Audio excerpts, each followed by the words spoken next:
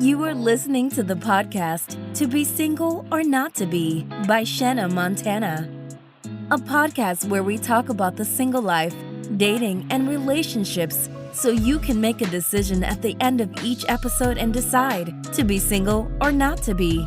That is the final question.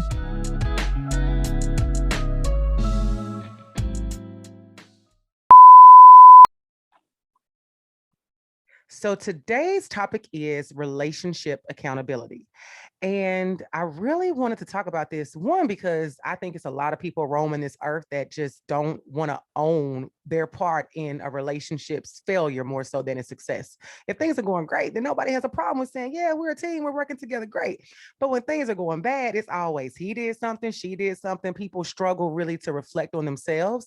And I think when people are in relationships and they're going through their own trials or tribulations, they really struggle to figure out, what role do they play in what's happening to them. And I posted something on my social media recently that even if the accountability piece is just saying, I've stayed in this space too long, I should have left, you have to own that because a person can only treat you how you allow them to. So I understand there are circumstances that, show up in different situations as to how accountability can look different for different situations. But overall, in order to have, I think, relationship success and to get, the ring ultimately, if that is the goal of yours, you have to know, you have to hold yourself accountable in a way to say, if I haven't gotten it, what's stopping me because I'm playing a role in that. And if I do have it and I'm having trouble in that relationship, what role do I play in that? And even if your relationship is successful, you still have to continuously hold yourself accountable to ensure that it does stay successful. So overall, relationship accountability is a real thing. And I think it's so important that we bring topics like this to the table. And today, I have the pleasure of having Mr. Accountability on the recording today with the podcast. So Chad, if you could please just tell the people who you are.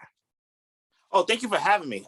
Chad Scott, life relationship coach. Like you said, I focus more about being accountable and being an accountability partner. That's usually my kind of lane I go and stay in.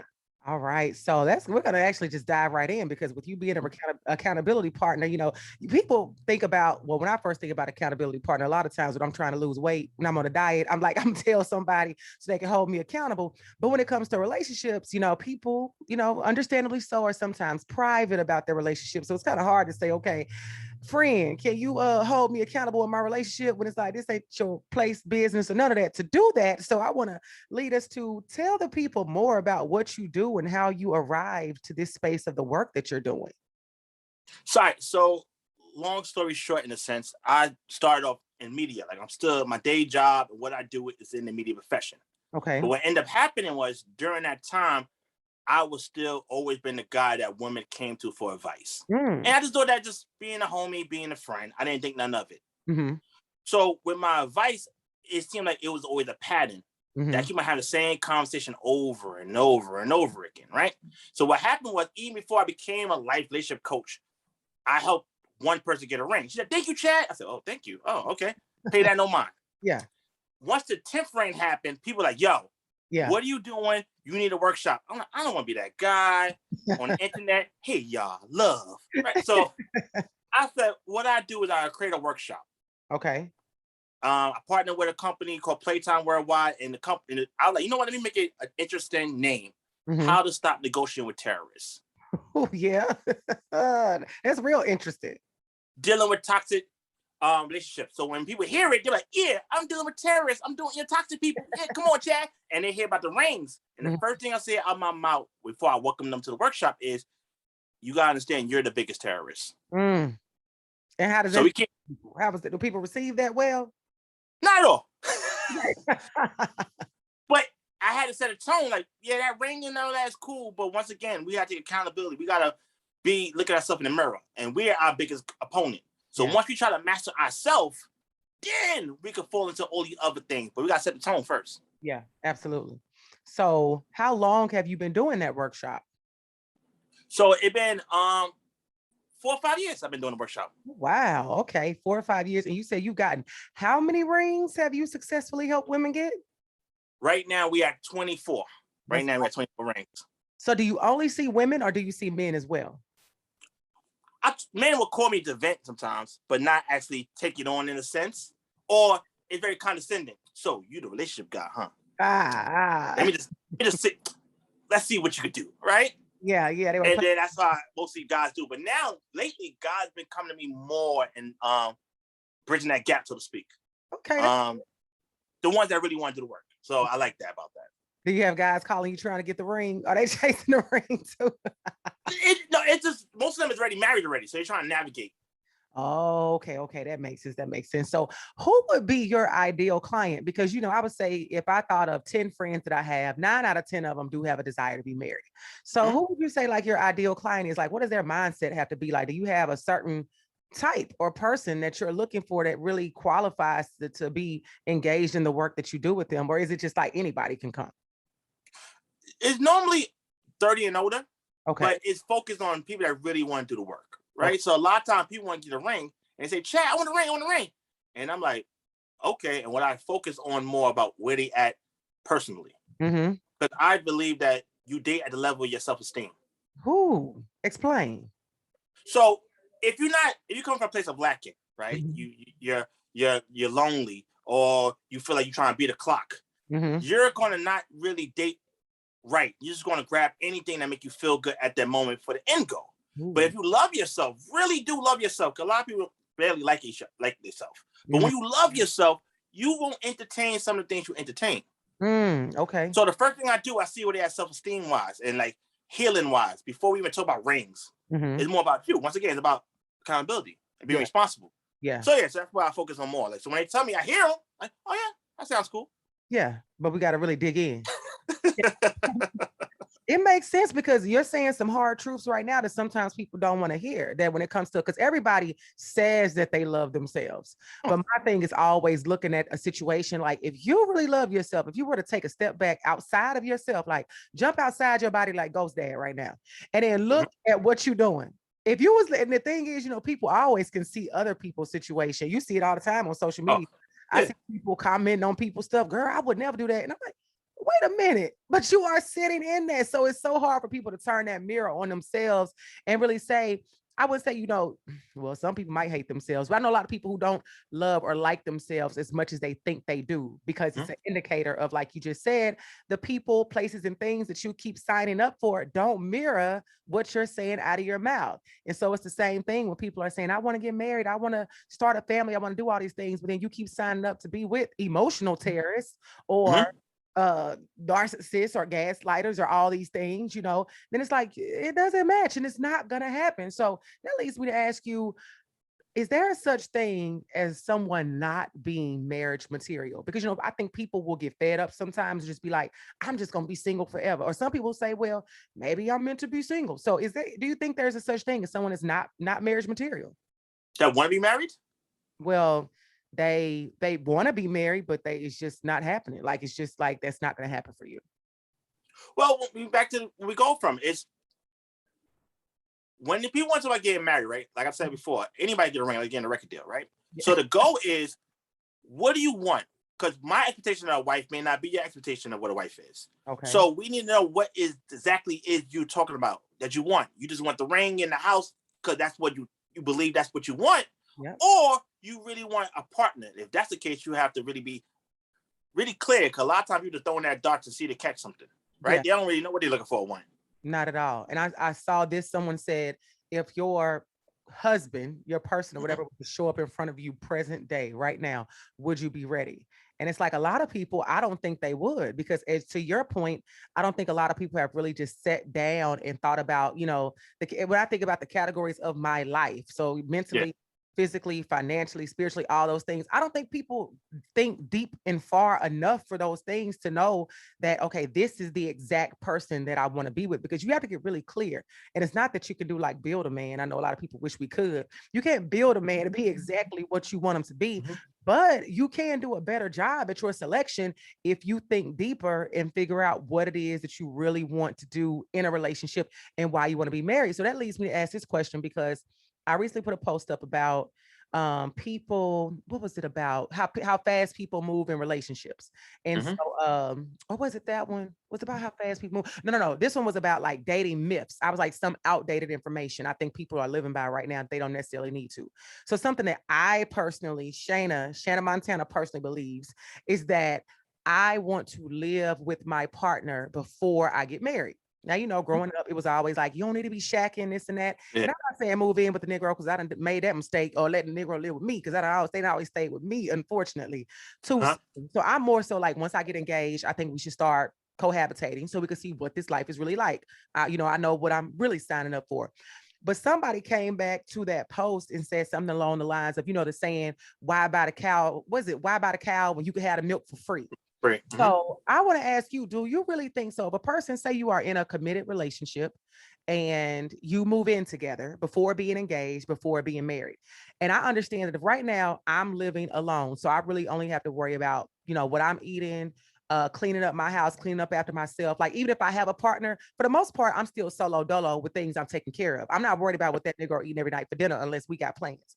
So my thing is, if I go from living by myself to now cohabitating, just naturally who I am, when I'm in the home with you, I'm going to be concerned about what are we eating for dinner. I'm going to clean our house. I'm probably going to wash your clothes. I'm going to start doing duties that, like, I'm not going to just walk past a dirty ass kitchen, like, oh, we ain't married, so it's certain responsibilities I will now take on because I am cohabitating. Do you think when women make that move to move in with somebody without a ring, that it lessens their chance to get a ring?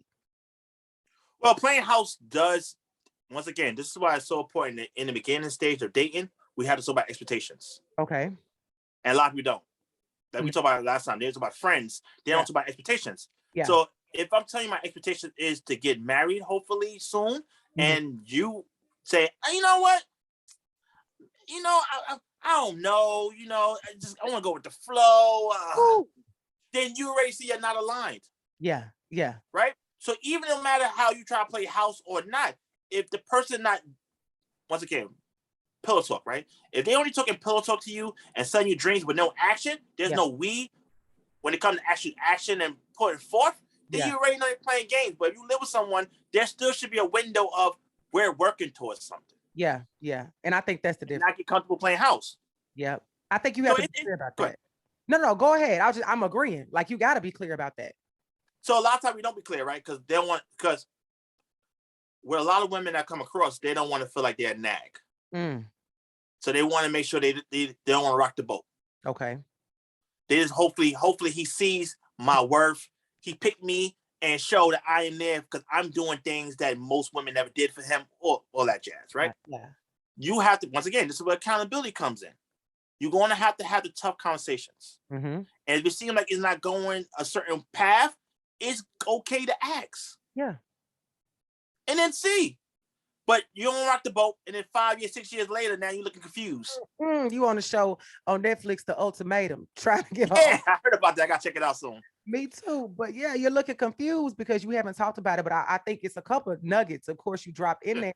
You cannot be afraid to have any conversation. If fear is a driver that's stopping you from communicating with your partner, you have a bigger issue there.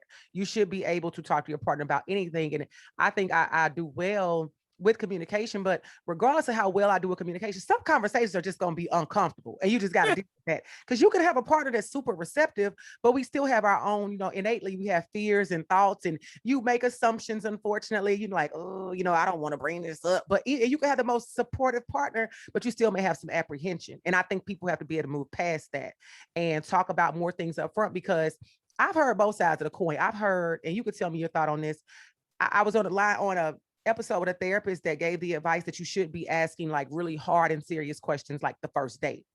I've had other people say, don't wait to date 10, but it don't need to be the first date. What's your view on that? And then I'll get back to my point. Should people go in talking about because my thing is, if you go in on the first date talking about expectations, I don't even know if we're going to have a second date. I need to, like, is that too much? Is that overkill? No, but you should, in the first date, talk about what you want, right? So you don't have to go in detail like, yo, tell me about your family trauma. Like, it's not that, right? Yeah. Well, when you're talking to, mostly people find dating during dating apps. So in the dating app, it should have said something in there that you're looking for a committed relationship. Right. Let's be clear about that. And not like maybe we friends that maybe foster to something stronger. Like you don't want to be too forward. No. I'm looking for a boyfriend. I'm looking for a committed relationship.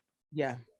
I'm not here for a booty call. That's not my swipe left, right? Yeah. So once the first date, we can talk about that because most guys gonna ask that question.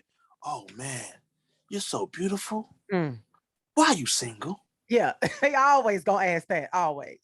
So, and that's the opportunity where you could talk about what you're looking for. Like, nah, I ain't find nobody aligned with what things I'm looking for. And I'm chilling. I'm just dating until I find. So this is where you get in your bag. So it not seem like you just scaring him away. Yeah. He opened that door. You explain what you want, and now you see as it goes on. Now the date rapport, we hanging out, we building something there. Then you can have the more in-depth conversation to see are y'all already aligned, or we just infatuated, smitten for each other. Yep, exactly it. And I think after that, you have that conversation. You then have to pay attention and look at the actions because we all know people still do and will forever give you lip service. So it's all about what you do with that information. But I do believe in that. I think if you are a person that feels like I'm going to move in before I get the ring, and you are doing those wifely or husband duties, that you have to be able to have that conversation to say, what are our expectations, and hopefully I think if your goal is marriage, I would say before you move in, have that conversation to understand that marriage is still on the table. Yes, my duties are going to change. Like, I'm going to support you. I'm not going to be over here and just be a trash ass woman in your house, not doing nothing. You on one side, I'm on the other side. No, we are coming together as one. This is the first step of us coming together as one, and keep that in the forefront, that timeline or that ring or however y'all want to do it. So I really like that perspective. And I think that's why I feel people have to get away from the outdated information of why I have the cow, you can get the milk for free. Yeah, you can get it for free if you don't talk about it and you stay there for 6 years and you hope. And y'all know my quote on here: don't be out there hoping the ball gonna go in.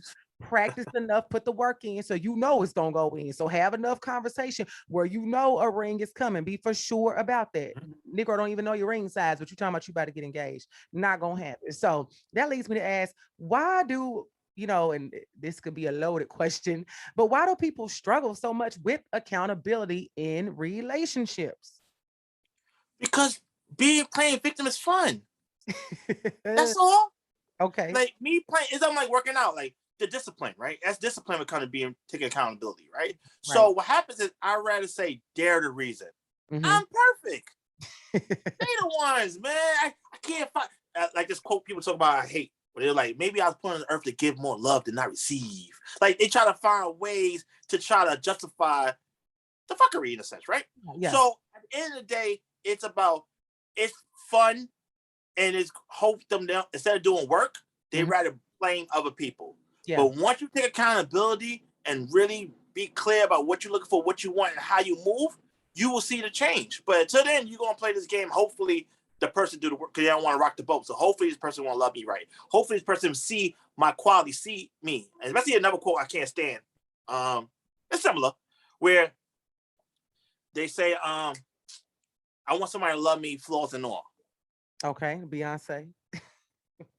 That's not how it works. You should be trying to better yourself and be better. You just can't feel like I'm flawed. Just love me the way I am. Like piss poor behavior is still piss poor behavior. Yeah. Yeah. So you have something you need to work on. You just can't blame your signs. It's a Gemini in me. Like, no, it's you gotta work on certain things.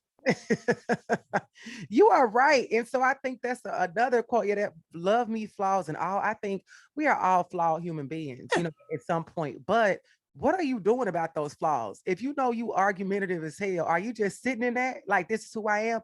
But I know people that are like that. I know people that they wear their pride on their sleeve, and it's like, you're not trying to work on that. Like, so, and then what happens is it's a match made in hell when you get two people that's flawed as hell and nobody trying to work on nothing. Y'all just going at it. So absolutely, yeah, that accountability. So speaking of quotes, what do you think about the notion? And I think this is outdated information, my opinion. Happy wife, happy life.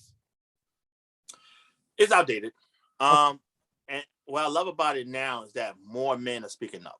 Okay.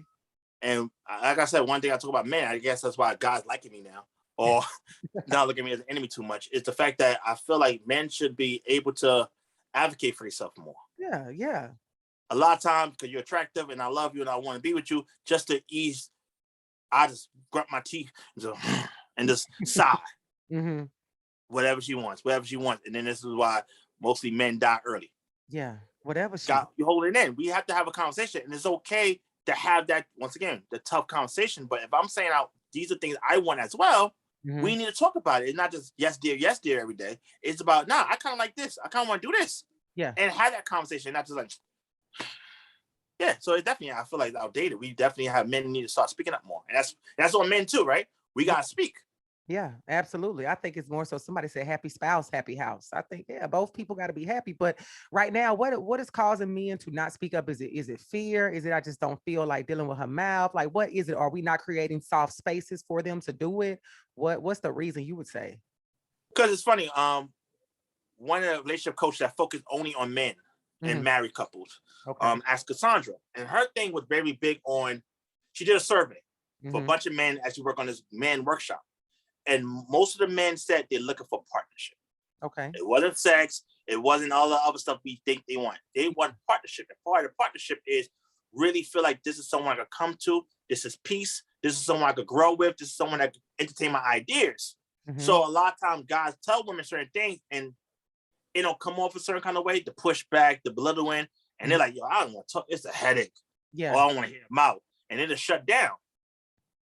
So it's one thing where as men, we have to be able to now start having conversations and be okay with trying to find a safe space. And hopefully for women to allow the man to speak. Because even though bigger than all that, we tell ourselves a lot if a woman listens.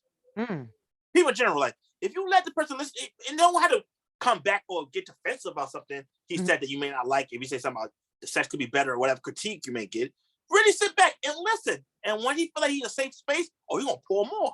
Yeah. And then you can take assessment if this, you know what I'm saying, how to navigate that. But you try to cut the man off or try to figure yourself, like, let him speak. And you're right. Because when I ask men that I've been close to and other ones, it has been, one, they always say, we want something calm. We want something peaceful. We don't want all that rah-rah, and that partnership is huge. So what do you feel women, and I can't say, because I had a conversation recently with a group of my family members, which was really insightful. And it was great to see different mindsets because it was different age groups in the room. And all the women were really receptive of like, things that nobody taught them early on, or things they need to stop saying, throwing out, the independent woman urge to say, I don't need a man. You don't need him, but you actually want him. So why are you telling him that, So it's like certain things that women do have to adjust. And I think that's hard. It's a hard pill for some women to swallow and for us to own that accountability piece. So what do you think women have to start doing like effective immediately to soften up and make it a safe space for men to open up emotionally with them? I know you said listening, but what more do you think we could do to help in that area? Part of listening, friendship. Okay.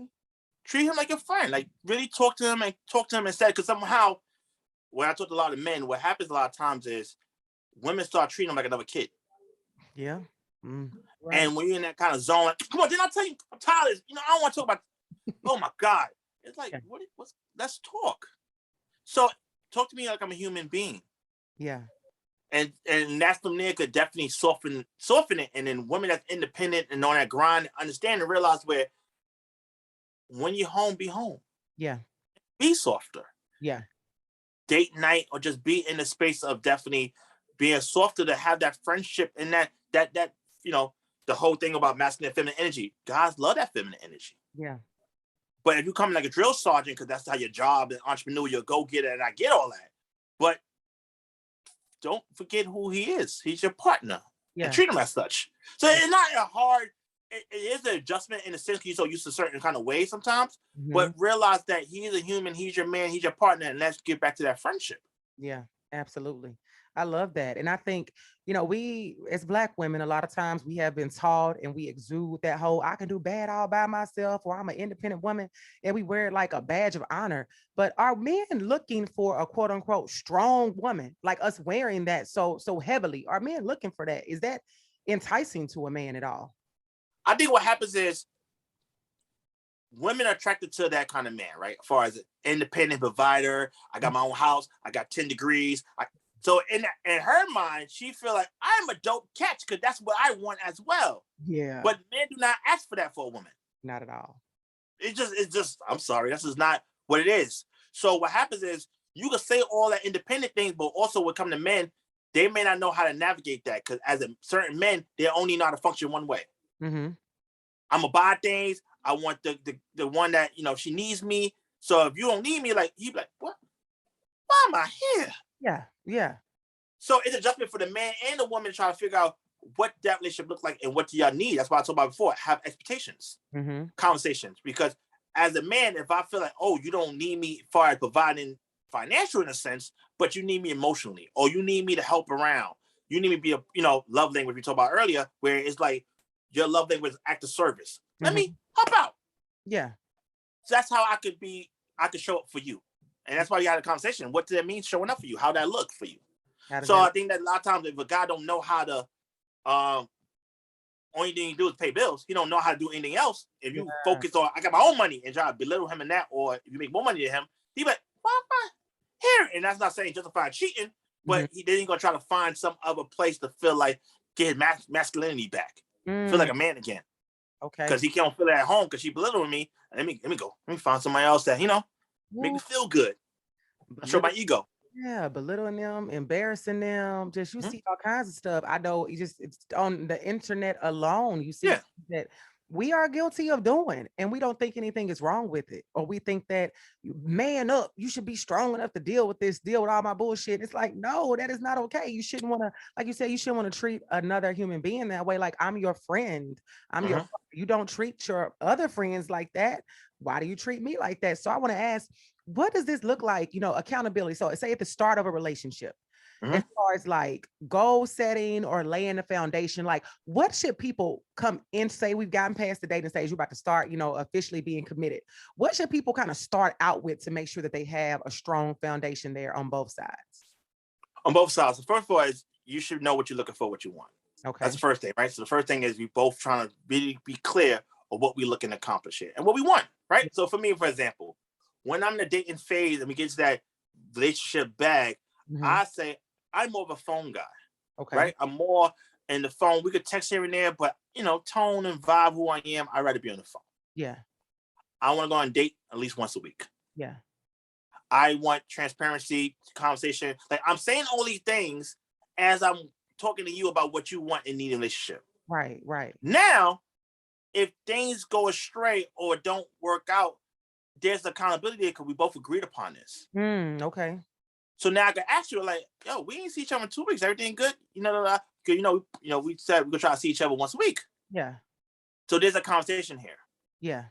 So it's not like in my mind, you should know this already. You should, you know what I'm saying? Like it's more of a we had a conversation about what we're looking for. There's gonna be some grace because we gonna adjust it to a week kind of thing.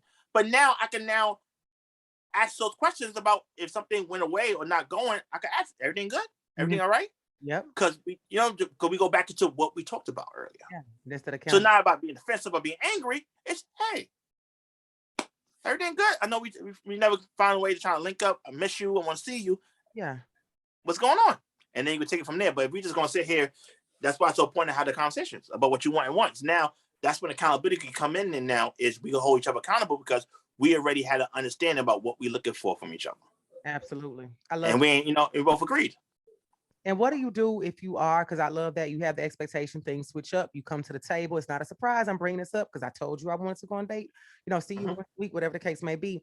If you start getting pushback from your partner or you start getting, I don't know, I'm hoping I can get with you. When they start kind of switching up from the expectation that was set, what do you think people should do then? Okay, so sometimes people are very passive aggressive, right? So they're like, yeah, that sounds good. That sounds good. Sounds good. And then never, once again, even on workshops, I talk about it all the time. Consistency is great in action, great in words. So words sound good. The pillow talk, it sounds good. You can shut me up, quote unquote, right? In that moment. Yeah. Action.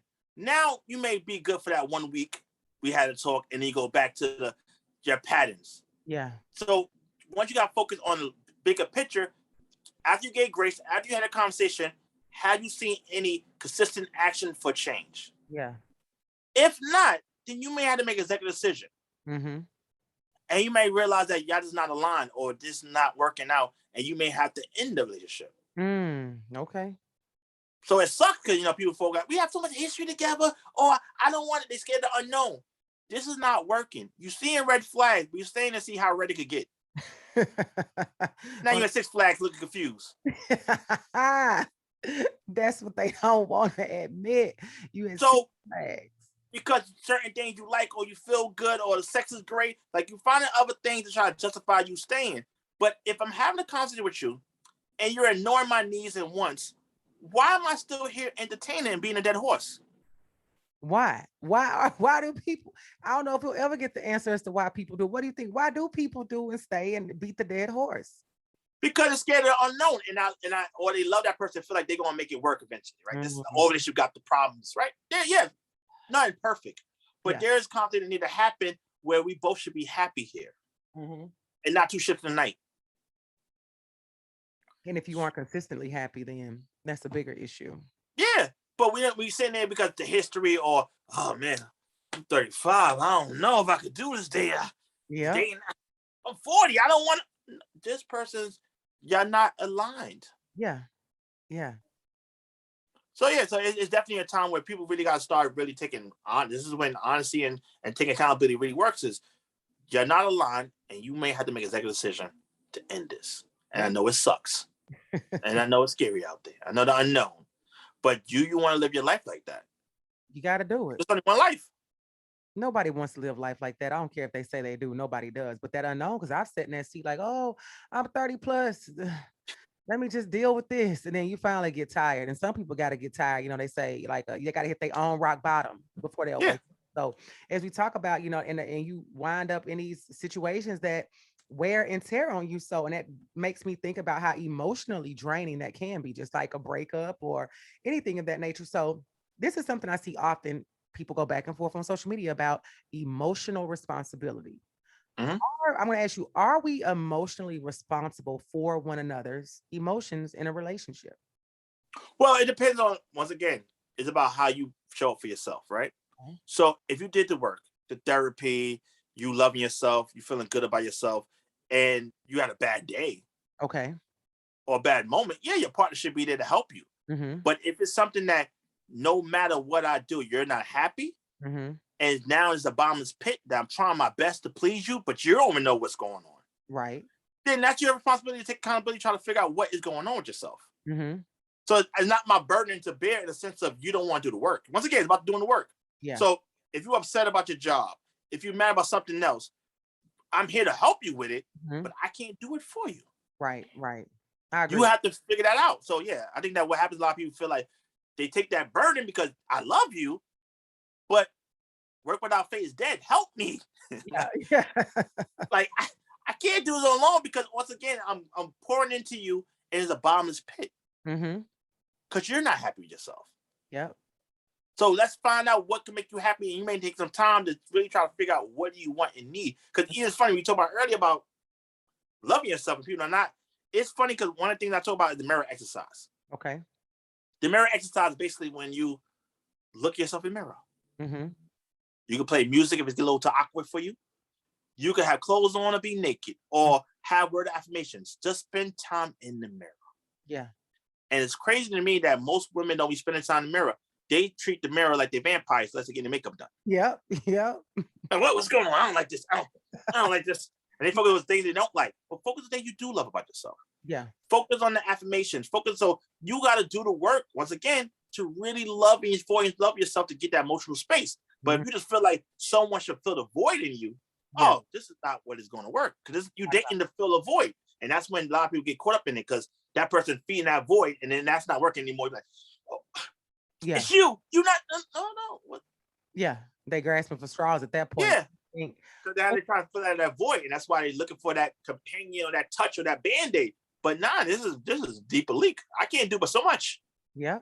And that's the thing when it comes to that emotional responsibility. I think people have to figure out things on their own, because sometimes if you have a really good partner who does support you and is always there, it can sometimes feel like I just want to take all my burdens and just put them on you because I know you'll hold them and you'll carry them. But that's not fair to that other person, and it's eventually going to weigh them down. But I think on the other side of the coin, what I like to look at is if the side of responsibility that may fall for both parties may come into play for both parties is when you are doing things that affect your partner. And that's more so like I always want people to think about, because I'm just making this example up. What? I know that you get off work at 6 o'clock. Most times you're at home by 7. But this time, you don't come walk through the door to 9:30 and I ain't been able to get in touch with you. I've been calling you. I've been texting you. You come in, you tell me, oh, I just stopped and had a drink with the boys. I just didn't want to answer my phone. Okay, well, you did cause me some stress, some anxiety. It's a lot of things going on out here in America. I did not like that. I'm going to communicate that to you. But if I was bothered by that in that situation, do you feel like my partner owes me, like an apology, or they played a role in me how I felt about that situation? Is that where emotional responsibility may come into play, where both parties have to look at both sides of the coin? Yeah, that's like, once again, even with that, right? That they had routine, right? And for some reason it didn't work out, and you're like, listen, I had anxiety. I was really looking for seeing you, making sure you're okay and safe. Yeah. Next time, please, if you're going to do that, I don't mind that, but just let me know. Yep. That's it. Communicate. And then he'd be like, all right, cool. She'd be like, all right, cool. I got you. Sorry. I got caught up in the moment. I didn't want to disturb the peace. I didn't want to hit you. You need me to come home. And that's like, even relationship. If we live together and I'm like, when I get home, I say hi to you, but let me decompress for the day. Let me hop in my shower. And not when I walk in, hey, give me a minute, right? So that's how you get to learn your partner. This is when partnership comes in. When I know the partner is like, all right, they need some time to decompress for the day, or they need this, okay, let's adjust and not take it personal in a sense. But yeah, like I said, when something like that, when you say, hey, listen, that thing you did, wasn't a fan of it, it's okay. But once again, if you don't want to rock the boat, no, let's have a conversation. Now, the person neglect your feelings, like, oh, whatever. Yeah. And now they become a new pattern. Once again, we're going to have to address this. Absolutely. And that's the thing, people have, again, it comes down to that communication, addressing it. That's what people don't want to do, but you cannot avoid it. So what would you say, we talked about setting expectations earlier and communicating, but what techniques or what would you recommend people do to get better with accountability overall, whether individually or in a relationship? What can people start doing like now to hold themselves accountable in a better way, or at all if they're not doing it? Well, I think the first thing you do with accountability is really try to figure out what you're trying to accomplish. What's the goal? And also understand that give yourself grace. Yeah. It's not going to happen overnight. And sometimes some people have a bad day. Like say you're working out every day. Your goal is to work out.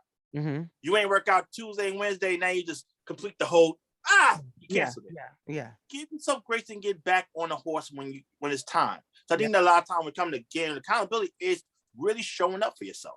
Yeah. And understand that you ain't gonna happen overnight. And if you have a bad day or you didn't do it, let it go and then go start a new day.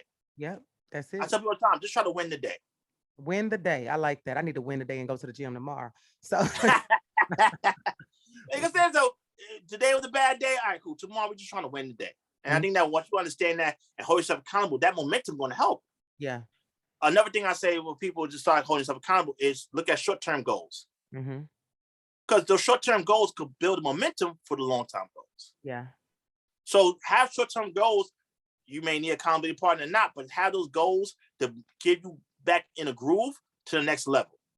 So I think that's what it is when it start taking accountability is start creating these steps, basically, and showing up for yourself. And then when you have a bad day or didn't work or I'm making the gym that day, give yourself grace. Yeah. You have to.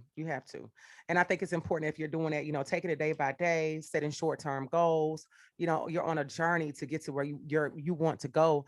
I think the biggest piece in that, like we talked about before, is just making sure that you are partnered with somebody else who's willing to do the same thing. Because you can have all the goals you want to. We've all been there before where the relationship wasn't aligned. It was lopsided. You got all these goals, you heading towards the future, and this person is stagnant. And that's when you get in a space probably where you try to give an ultimatum or trying to figure something out when y'all really weren't aligned from the beginning, because this person just may not be somebody that's never been held accountable in their life, and they aren't going to start with you, or accountability just doesn't look the same to them as it looks to you, So I think you have to look at both sides. And go ahead. Because I tell people all the time, potential have an expiration date. Okay. So what happens is so potential in that person. Yeah. But eventually, once again, if the alignment, the work, if you don't see no growth. Yeah. You have to see it. Like, it's sad. I know. Trust me. I've been dating. I make jokes. I always say I'm all my ex's favorite ex. Yeah. But even for me, is that even when I broke up with them, it's because I saw potential. Yeah. we had the conversation. Yeah. We had the expectations. Mm-hmm. Like I said, we did everything I tell people to do. I tell people I live my reps. So everything I tell people to do, I do it myself. Right. So it's funny because most guys never break up with women. Yeah. They just kind of they do stuff to make us break up with them. Oh yeah, straight out. We go crazy. We like somebody at the job trying to get fired. Like, I'm gonna get fired. Yeah, pretty much. So what happens is, it's funny that, like I said, when I talk to most men about breakups, they be like, "You broke up with your girlfriends?" They said, "I did it once and I felt terrible." They did all these crazy acts, but they feel terrible being that quote unquote bad guy. Crazy. And like, and now I see more guys now filing for divorce. Most guys, the woman files, right? Mm-hmm. So for that is the reason why, like, I hold them accountable. We had a conversation. I'm like a job, right? Yeah. We did a review. We did a check-in. You had a little write-up. Yeah. Talked about it. There's no aggression, no growth. Yeah. Talked about it again. No aggression, no growth. I had to make an executive decision now. You gotta go. And that was when you said that was kind of surprising, because I feel like recently when I think about breakups or my friend situations, most times it's us doing the breaking up. I don't feel like I know a lot of guys that's done it. Yeah. It sucks. We would cheat all day, but it sucks when we say, it's over. We may say argument wise and then, baby, please, like the Martin episode. Yeah. But at the end of the day, we do not do that. And that's when I noticed that when I talk about men about me breaking up with women or saying I'm on my ex's favorite ex, they're like, "You still cool with your exes?" I was like, "Yeah, I'm still cool with them." And they're confused. I'm like, "Nah, it wasn't a bad breakup." That people, and also people like to have bad breakup because it justify that victim talk, right? Nah, I'm not happy here. I talked to you a few times about this. There have been no progression, no growth, potential expiration date. I just love myself more.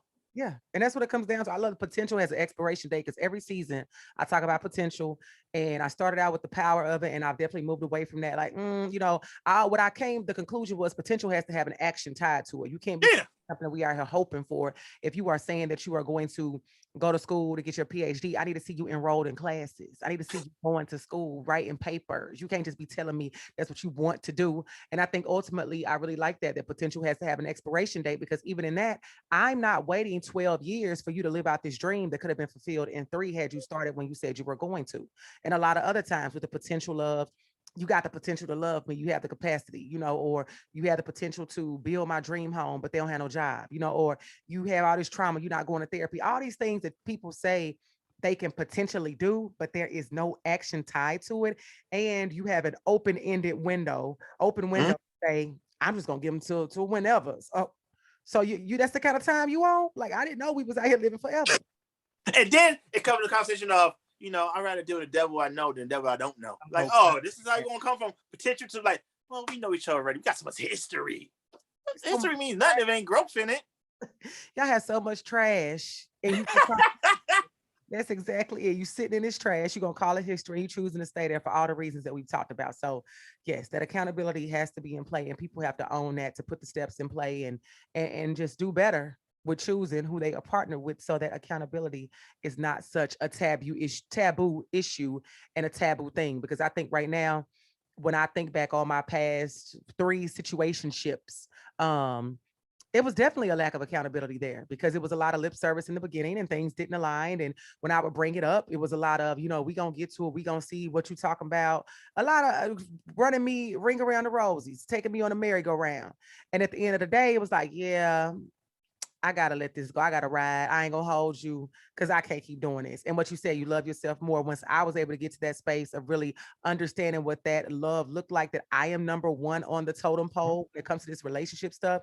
Even if I'm married, I feel like in relationships, you still got to save like a piece of yourself. Like, I always feel like it may even just be like this 5%, but I got to keep it over here in this little box. It's almost like my Pandora's box. Because if I got to tap into that little box and open it up, then something's not going right. But I still got to save a piece of myself to know that I'm number 1. I can love my husband, love my partner, love the life that we're creating, but I'm still number 1. And when things start shifting and it's not work being put in, I got to keep that in the forefront of my mind, because self-preservation is key. And that's what people need to always remember.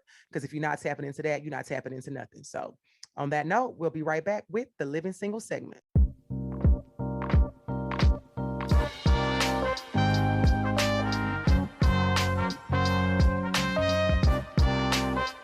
This now brings us to the Living Single segment of the podcast. It's simply a segment where we want to send you good vibes, good energy, and give good advice on any questions that you may have about being single, dating, or relationships. Remember, nothing is off limits. So, welcome to the Living Single segment of the show, and let's get into it.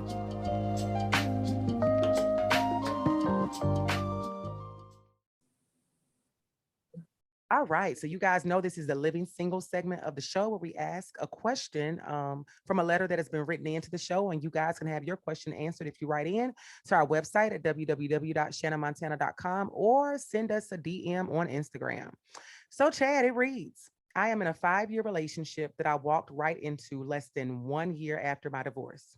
Recently, my ex reached out to me to see how I was doing, and the conversation never stopped since. I feel like I miss her, but I love my current girl. I don't think I want to go back to my old thing, but I am enjoying the attention. It feels quote unquote right, but I know it's not. What should I do in this situation since I know I cannot keep this up for much longer? Okay. So it's one thing where it sounds like he's saying he know he can't keep this up much longer because it may go to a dangerous spot. Yeah. He understands that this is getting too good. Yeah. I'm thinking about you way too much. Yeah. It's not a regular ex checking in. This is something that is progressive. Yeah. He gonna have to make an executive decision. What we talked about earlier. Yep. Gotta fire her. Gotta cut that boundary out. You gotta do it. Like he have to fire her. Gotta fire. Because it's going to lead to something he don't want, right? And he's saying he want to stay where he at now. He's happy here, but this feels good. Then also he got to also take accountability and try to realize what is it that making it feel good. Mm-hmm. What am I missing in my current relationship that I need to have this conversation about? Is it a friendship? Did this person align with you? Did they have the same jokes? Like, what is it that got you into this flirting, checking in rapport? Mm-hmm. That you know you can't be with that ex for whatever reasons, but that part of her is hitting right. Yeah. You have to see what's going on in your current relationship. That is she filling the void? Yeah. Yeah, so it's definitely really trying to figure out what it is, because like we said before, he may not want to rock the boat with his current situation, right? So he may not be happy there or something not going, but once a man, gotta speak up. Got to. So with men, we don't really speak up that much, or we may have that moment we got shut down. Mm-hmm. Because the woman probably like, oh, you stupid, you think about that? So now he found a safe haven with the ex, but he sees it progressing. So you have to cut that off, but also have to be honest with himself is what's happening. Yeah. And he may have the conversation with his current about what is it he need and want. Yeah, that's what I thought about. It may be something missing, but I think also this is something I used to suffer from years ago. Thank God I did this. But I would say be in a situation and I would still like say entertain other guys. It was almost like I wanted to see if I still had it. Like I knew I didn't want to be with them. I knew it wasn't going nowhere. It was a reason why they was in my past, but it was almost like, I would accept the attention. I would accept the text, the phone calls, whatever, kind of like trying to see like, do these niggas still like me? I just want to see if they still like me, So it was one of those things I had to grow out of. Like, ultimately, if you are getting everything that you need, want, and desire from your current relationship, then you have no reason to have 5 other guys or women, whoever your situation is, that you are reaching out to just get that high from that attention that they're giving you when you can get it all in one place. So I agree. He gonna have to fire her. He gonna have to step away, because if he don't, it's escalating, and it sounds like it's escalating fast, so that's gonna go left. And don't let your girl best around and find out before you tell her, or find out at all. I ain't saying you gotta tell her, but you gotta cut this off, because if you keep going both ways, and then you also, I think, take a step back to evaluate. You say you want to be with your current girl. Do you want to see? Go back and see what's going on with this ex, but then also pros and cons. Remember why you and your ex are exes. Y'all for a reason. Don't forget that. People love to forget like why y'all broke up. So because nostalgia is a hell of a drug. You know what I'm saying? Like, remember that time at Six Flags? Yeah. Remember that time we went hiking? Remember the time I cheated on you? Oh, we don't talk about that part. But remember that time? Yeah, like people get caught up in nostalgia. Yeah. And forget if you're a person that hold grudges. Oh, yeah. What under the bridge? It's a disaster. You're right. That nostalgia is real, because I know anytime when I kind of double dipped in the pool it was like I thought about like the good moments, and anytime when you first start back, you reminisce, you having a good time, and then 30 days later, you're like, oh, this is why I stopped fucking with this nigga. Like, so that's what it comes down to. Yeah, like I said, it's like one thing where like I don't mind you going mad with your ex, but there's have to be a conversation. You got to redate each other. Mm-hmm. You got to re-understand and also address the reason why you broke up in the first place. People don't want to do that. Nah. So yeah, so at the end of the day, like, yes, nostalgia, it sounds good like a sweater. You're like, why don't wear the sweater? Then you put it on, you see a hole in it. Instead of fixing it, you put it back in the closet. Like, why don't wear that sweater? so you take you get back to our ex, you reminisce with an ex. You like, yo, this is what happened to us. Yeah. This is good. Yeah. And then you realize what happens. Oh, okay. That was right. So yeah. I think you really got to cut it off first, but definitely try to figure out what's happening in the current relationship. Mm-hmm. And then go from there and decide what direction you want to go in. So I hope that advice helps, young sir. And then you all know what to do if you want your letter sent in. And on that note, we'll be right back with the resolution.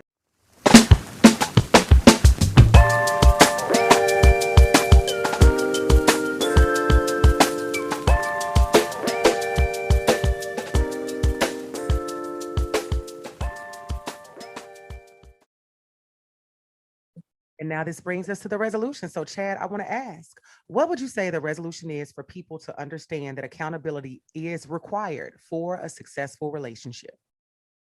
I believe that people should understand how important it is, because at the end of the day, it will set the tone of what you're trying to accomplish. Mm-hmm. And I think that a lot of times we shy away from that because we don't want to do the work. The work is always, people want to work. Yeah. But trust me, it's a game changer when you do the work and take accountability and not only say, I'm sorry or I understand, but action. Like we said before, potential expiration date, like action have to follow these things. Yes, you need grace. Yeah. Because, we learning something new, a new tool, a new muscle. Yeah. But it should be always trying to be better and being a person of your word. Yeah, absolutely. Because every time I'm saying sorry, I mean flowers, it's not going to hit the same. No, not at all. Not at all. Now you hate flowers. Because they attached to what you're doing to me. Yeah. You know what I'm saying? So now if I'm saying I'm sorry and you seeing there's effort here, they're seeing that there's a consistent, I'm trying to change this as I want because I love you and I care about you, but also I'm showing up for myself to being a man of my word or woman of our word. But also, like we said, it's very important. It definitely will change the way you look at things, and you ain't going to get caught up in some things when you take accountability. Yeah, absolutely. And I think more people just have to tap into that. So y'all heard it here first from Mr. Accountability. I don't know if it was first, but y'all heard it first on my podcast. So and to give him a round of applause. This was an amazing episode. Your opinion is always valued and appreciated on the To Be Single or Not To Be podcast. And if you could, let the people know where they can find you. Yes, on all social platforms, Chad Scott here. Thanks again for having me. I appreciate you. It's been a pleasure. So you guys heard it. Chad Scott here. Make sure you all go out. Ladies, go find his page if you're trying to get that ring. He might be able to help you with it. If you apply the things that we just talked about in this episode as well. Yes, it got to do the work, man. Like, listen, it's plenty time. Like, nah, I'm good. Nah, got to do the work. That's what more people have to be willing to do. And I think if they're tuned into the show, I think they may be on the right path and ready to do the work. So on that note, we'll be right back with the Montana Minute.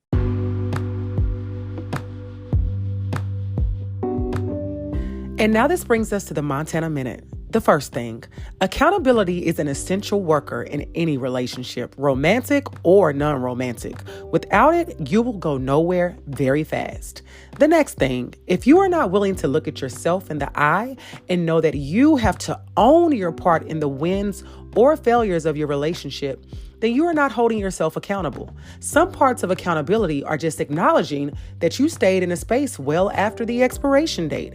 And the last thing, if you want to do better with accountability, work with your partner on creating accountability checklists and routines so you both can be sure that no one gets off track. So be sure that you share this episode with a friend and leave us a review on your favorite listening platform. And now I ask you, to be single or not to be? That is the final question. Signing off, yours truly, Shanna Montana.